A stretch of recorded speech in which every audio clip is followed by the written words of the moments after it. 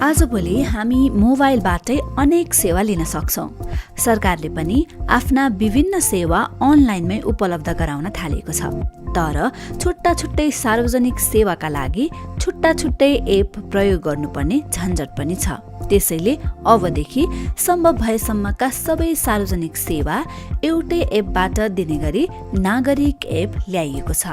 सुशासन, विकास र समृद्धि प्राप्तिका लागि सरकारले डिजिटल नेपालको दूरदृष्टि राखेको छ।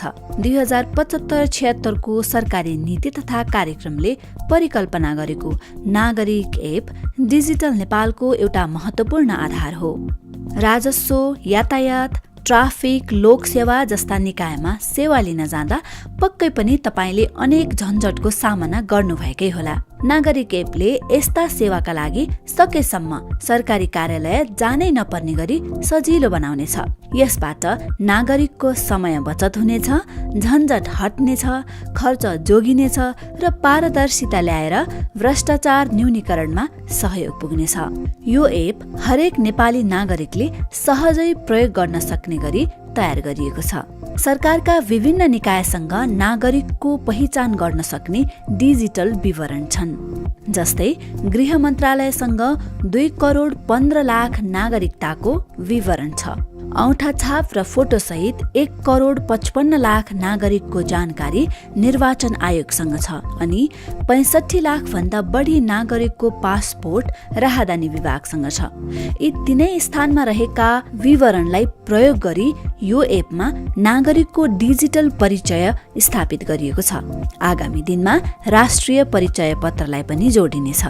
सरकारी सेवा सुविधा लिँदा कागजपत्र बुझाउनु पर्ने झन्झट अन्त्य गर्न एपले स्वचालित रूपमा आवश्यक विवरण लिने तथा पुष्टि गर्ने काम गर्छ।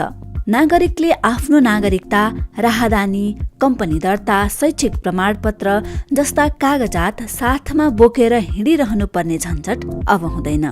उदाहरणका लागि एपमा नागरिकता नम्बर राखेकै भरमा स्थायी लेखा नम्बर अथवा प्यान प्राप्त गर्ने प्रक्रिया थाल्न सकिन्छ। यो एप प्रयोग गर्न पनि एकदम सजिलो छ।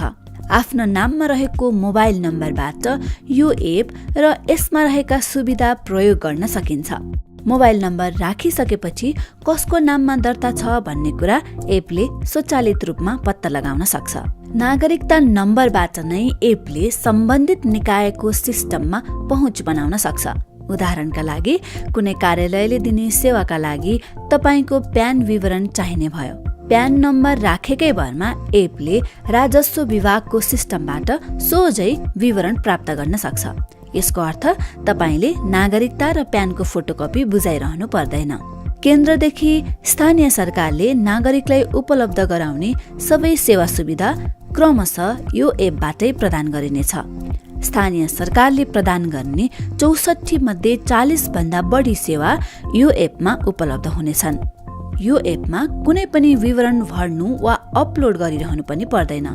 नागरिक एप यति सजिलो छ कि एक क्लिक गरेकै भरमा सम्बन्धित सरकारी सेवाका लागि आफै आवेदन भरिन्छ। सरकारका विभिन्न निकायसँग भएका तपाईका प्रमाणित विवरण यसले स्वचालित रूपमा रुजु गर्छ, जसले गर्दा